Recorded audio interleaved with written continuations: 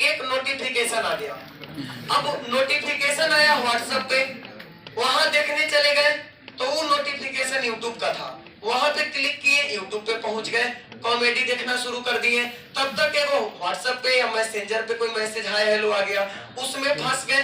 तो इससे क्या होता है कि आपका समय बर्बाद होता है। तो ये ऐसा आप इसलिए करते हो ना कि आपके पास कंट्रोल ही नहीं है, आप एकदम घुसते चले जा रहे हो, जैसा दुनिया चाह रहा है वैसे आप उसमें बहते चले जा रहे हो, अपने आप को कंट्रोल करके नहीं रख पा रहे हो। जब भी आप पढ़ने बैठो तो सबसे पहले अपना माइंड सेटअप करो और अपने आप को कंट्रोल में रखो कि नहीं, इतना से इतना देर तक या इतना से इतना टॉपिक पढ़ने तक हमको कहीं नहीं जाना है, हमको किसी से बात नहीं करना है, हमको फोन का यूज नहीं करना है और वीडियो नहीं देखना है, बीच में मोबाइल में नहीं घुसना है।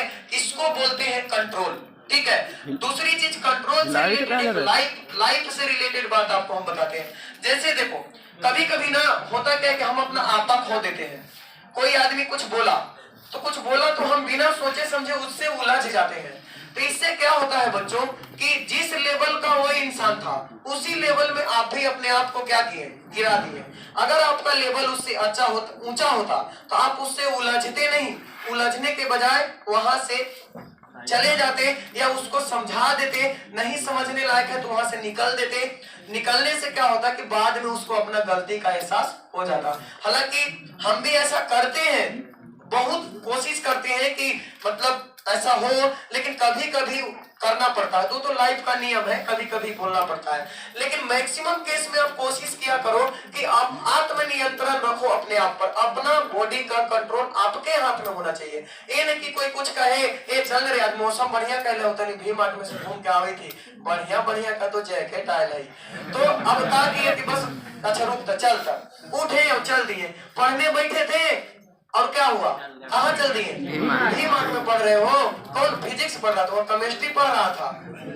तो वहाँ ड्रेस लेना देना तो कुछ है नहीं, खाली इधर से उधर घूमेगा, लाल पेड़ देखेगा और बस उसके बाद क्या हो जाएगा, चल जाएगा, अपना टाइम बर्बाद कर दिया। तो पहली चीज क्या होना चाहिए बच्चों, कंट्रोल होना चाहिए। दूसरा चीज जो लाइफ के लिए सबसे ज्यादा इम्पोर्टेंट है वो है कॉन्फिडेंस। कॉन्फिडेंस का मतलब है विश्वास। विश्वास, आपको अपने आप पर विश्वास रखना ही होगा कि हम इस काम को कर सकते हैं। ठीक है, नहीं तो जब खुद ही से सोचोगे कि लगता है कि हमरा से ना हो पाएगा, तो पहले अगर मन में ऐसा दिमाग में बात आ गया कि हमसे नहीं हो पाएगा तो आपसे नहीं हो पाएगा, लिख के रख लो, कभी नहीं होगा। लेकिन अगर आप थोड़ा सा हिम्मत जुटाते हो, नहीं ना कैसे होगा, आदमी ये ना करे थे एकरा तो हम आदमी ना ही, हम काहे ना करबे, हम तो कम रोटी खाई, हमरा का पापा हम कम मानदन से पल्ले। ये सब सोचो थोड़ा सा पॉजिटिव, काहे ना हम करबे, थोड़ा से हम कम ही हुए, हमहू करबो, तू कर सके तो तू बन गया डीएम तो हमहू बन जाएंगे डीएम। एक विश्वास अपने अंदर होना चाहिए। अब कोई जरूरी नहीं कि आज से तो डीएमए बनेला शुरू कर दे। तो विश्वास का मतलब कि जिस काम को करने का बीड़ा उठाए हैं उसमें हमारे अंदर कॉन्फिडेंस होना चाहिए कि हम इसको कर लेंगे, तब आप उस काम को जरूर कर लोगे। ठीक है, नहीं तो आदमी टांग खींचने वाला तो बहुत मिलता है। जैसे एगो आदमी था ना, वो चढ़ल जा रहा था पहाड़ पे चढ़ल जा रहा था, बहुत ऊंचा पहाड़ था। नीचे से आदमी चिल्ला रहे, अरे गिर जाएगा, मर जाएगा, अरे दिमाग नहीं है तुम्हारे पास, उतना बड़ा पहाड़ है, थोड़ा सा हाथ छूटेगा गिरेगा तुरंत मरेगा, जान के काहे खतरा में डाल रहे हो। वो आदमी में चलता गया और अंत में ऊपर पहुंच गया। तो जब वो नीचे आया तो कहा कि उससे पूछा गया कि आपके सफलता के राज क्या है, आदमी बोला कि हमको सुनाई। मतलब उनसे किसी तरह लिख गया, किसी तरह से, तो आदमी काट देगा कि सुनाई न देता है तो बतिया कैसे सुन लिया कि कैसे। तो पूछा गया, लिखित रूप से भी तो पूछा जा सकता है, तो वो बताया कि हमको सुनाई। अगर उस आदमी को सुनाई दे देता कि गिर जाएगा मर जाएगा, तो नीचे से उसको इतना डिमोरलाइज कर रहा था कि वहां से आदमी डरे गिर के मर जाता या फिर चढ़ नहीं पाता। तो इसीलिए उसको अपने पे खाली विश्वास था कि हम इसको चढ़ जाएंगे, और वो चढ़ गया। तो अपने अंदर कॉन्फिडेंस होना चाहिए। तीसरा चीज है बच्चों प्रफुल्लता। प्रफुल्लता, वो मीनिंग जानना आप लोग कि यार फुलनेस क्या है, प्रफुल्लता।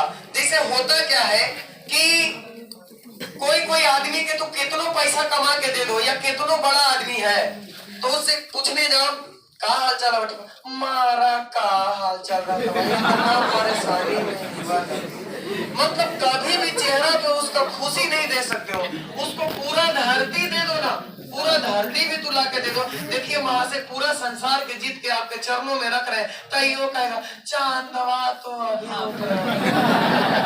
तो कभी भी उसको संतुष्टि नहीं है। वैसा इंसान जिंदगी में कभी खुश नहीं रह सकता। तो अगर आप खुश रहना चाहते हो बच्चों तो सबसे बड़ी बात है कि आप प्रफुल्लित रहो हमेशा। मतलब जो भी काम करो चेहरा पे थोड़ा हमेशा मुस्कुराहट रहना चाहिए, ठीक है। अभी न कि एकदम मुंह कचवनिया लेखा करके ऐसे एकदम घूमत चल रहे हो तो इससे क्या होगा कि कभी तुम्हारे अंदर ये जो कॉन्फिडेंस पहले बताए ना वही कॉन्फिडेंस तुम्हारे अंदर नहीं आएगा। थोड़ा सा दिलडोल रहो, अच्छा रहो, अच्छे से नहाओ खींचो, अच्छा खाना खाओ और एकदम चेहरा चमकता हुआ होना चाहिए, अट्रैक्टिव होना चाहिए। ये है प्रफुल्लता। तो स्वस्थ शरीर जो होता है ना, खुश शरीर हो जो है उसमें खुश आत्मा, स्वस्थ आत्मा रहता है। और जब तुम्हारा आत्मा स्वस्थ है ना तो तुम्हारा विचार स्वस्थ होगा, तुम्हारा वाणी स्वस्थ होगा और तुम्हारा सोच स्वस्थ होगा तो वो तुमको ऊपर ले जाएगा। तो थोड़ा खुश रहने का प्रयास करो, जो तुम्हारे पास है उसी में खुश रहो। देखो ख्वाब हमारा बड़ा होना चाहिए कि हमें ये भी पाना है वो भी पाना है, हमारा एक अच्छा सा घर होना चाहिए, एक अच्छा सा कार होना चाहिए, सोच होनी चाहिए। लेकिन अभी ना है इसका मतलब साइकिल हटाओ ऐसे नहीं होना चाहिए। जो तुम्हारे पास है वही तुमको काम देगा। तो इसलिए जो है उसमें खुश रहो, उसका एंजॉय करो और आगे जो नहीं है उसको पाने के लिए लगातार प्रयास करो। तो यही प्रफुल्लता का मतलब हुआ, हमेशा थोड़ा खुश रहो और इन की नीनी नीनी करी चलो ऐसे मत करो, ये खराब चीज है। ये तीनों जो है ना वो लाइफ जीने का तरीका है, जीवन जीने का तरीका है जो जिंदगी में हमेशा काम आएगा। लेकिन आगे जो है ये भी आगे काम आता है कंसंट्रेशन। कंसंट्रेशन आप तो केमिस्ट्री में पढ़ाए सांद्रता होता है, लेकिन यहाँ पर एकाग्रता होगा, एकाग्रता। अभी एकाग्रता क्या है, देखो हम केमिस्ट्री का बुक रख के बैठ गए सॉलिड स्टेट, अब पढ़ तो रहे 15 मिनट तक समझ में आया कि इंट्रिंसिक सेमीकंडक्टर, एक्सट्रिंसिक सेमीकंडक्टर या फिर फेरोमैग्नेटिक, डाईमैग्नेटिक, पारामैग्नेटिक पढ़ रहे हैं और कुछ देर के बाद दिमाग में बात है मुनि बदनाम हुई, ये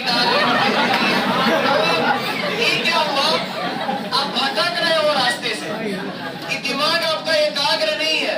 एकाग्रता का मतलब है एक टाइम में एक ही काम करो, जहां पे रहो उस वहां पे अपना दिमाग एकदम कंसंट्रेट करके एकाग्र करके रखो। तब क्या होगा कि जो आप पढ़ोगे वो आपको समझ में आएगा। अगर मुनि बदनाम कर रहा तो पहले ओकरा तो सुन ले, ठीक है, छत पे जाओ, ईयरफोन लगाओ और जो गाना आपको पसंद है, जो दिमाग में आ रहा है तो पहले कर लो भाई। अगर तुमको मूवी देखने का मन है तो तू पहले मूवी देख ले, ढिसुम ढिसुम देख ले, थोड़ा सा एनर्जी आ जाएगा तोरो अंदर के, हम पीट सकते हैं ऐसी जो काम लग रहा है कि हमको डाइवर्ट कर रहा है, तुमको नींद आ रहा है तो नींद आ रहा है तो ढेर मेरा भाई कूद है क्या करता है ऐसे करके बैठेगा पढ़े, या कोई भी हम भी पढ़ते थे तो कभी कभी ऐसा होता है ऐसे करके तकिया लगा के बैठ गए और पढ़ रहे हैं, पढ़े फिर क्या करेंगे उसको, फिर आँख खोलेंगे, फिर पढ़ेंगे, फिर सुतेंगे, फिर उससे समझ में नहीं आता है, आप अपना टाइम बर्बाद कर लिए उतना। तो उससे अच्छा है कि नींद आ रहा है तो पहले सो लो और सोने के बाद उठो। उस समय जब पढ़ो तो ना गाना दिमाग में आना चाहिए, ना सोने नींद आना चाहिए, ना और आलतू फालतू का बात इधर उधर का दिमाग में आना चाहिए। पढ़ने का मतलब कि जो सब्जेक्ट हम पढ़ रहे हैं सिर्फ उसी सब्जेक्ट पे हमारा ध्यान होना चाहिए, तब आप उसको गेन कर पाओगे और वो ज्यादा दिन तक आपको याद रहेगा। समझे कि नहीं? तो एकाग्रता जरूरी है किसके लिए? पढ़ाई के लिए। कंसंट्रेट होना चाहिए माइंड, नहीं तो दो तरफ सोचोगे, दो तीन तरफ, तो एक भी काम सही से नहीं होगा। ना आप सो पाए अच्छा से, ना आप पढ़ पाए अच्छा से। ओवरऑल हुआ क्या? खाली समय बर्बाद हो गया उतना। ठीक है। एक चीज और हम अपने अनुभव के आधार पे बता रहे हैं आपको कि पढ़ाई का कोई टाइम नहीं होता है। आप ये मत फिक्स करो कि हमको भोरे में पढ़ाई करना है, ठीक है। और आज के भोर अगर पढ़ सूत के निपटा देली तो अब सोचो या दिन भर क्या पढ़े, भोर में ना पढ़ा जाए तो भोर में पढ़ो, ऐसा नहीं है। पढ़ाई का कोई नियम नहीं। भोर में अगर नींद आ रहा है तो तू पहले सूत ले। 8 बजे से पढ़े के मन कर रहा है 8 बजे से 12 बजे तक पढ़ लो। शाम में 12 बजे रात में नींद टूटा, लग रहा है कि मूड ठीक है, अभी कुछ पढ़ा जा सकता है, बस झोला झांगा उठाओ बैठ और तखनिये से पढ़ना शुरू कर दो, वही तुम्हारा सबसे बेस्ट टाइम है। तो जिस समय पढ़ने का मन करे उसी समय पढ़ो, जिस समय आप कंफर्टेबल महसूस करो कि नहीं इस समय हमको कोई डिस्टर्ब करने वाला नहीं है, पढ़ेंगे तो पूरा पूरा खाली पढ़ाई पे फोकस होगा, तो उसी समय आप पढ़ना शुरू करो, ठीक है। और ये है एक लास्ट जो टर्म बचा वो है कंटिन्यूटी। कंटिन्यूटी ये है बच्चों निरंतरता। निरंतरता ये एक ऐसा वर्ड है या फिर ऐसा समझ लो कि चीज है जिसकी वजह से हम असफल हैं, ठीक है। जैसे आप बोलोगे आपकी नजर में ठीक है हम सफल हैं, आपकी नजर में अपनी नजर में हम सफल नहीं है। और वही चीज है कि जहां पे हम जिस मंजिल पे पहुंचना चाहते थे उससे अभी हम दूर हैं, ठीक है। उसके रास्ते पर है, कोशिश कर रहे हैं, लेकिन सफलता अभी तक इसलिए नहीं मिला कि हमारे पास कंटिन्यूटी नहीं है।